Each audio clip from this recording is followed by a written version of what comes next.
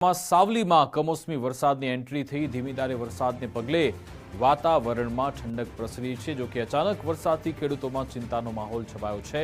માવઠાથી શાકભાજી, બાજરી, તમાકુ જેવા પાકને નુકસાનની ભીતિ સેવવામાં આવી રહી છે।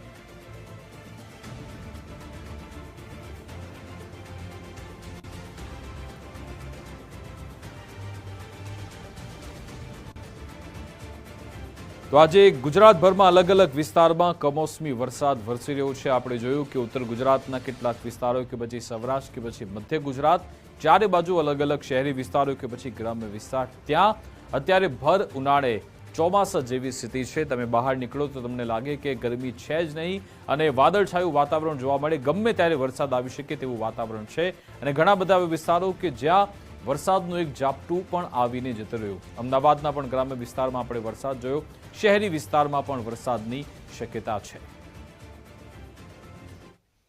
આ તરફ મહેસાણા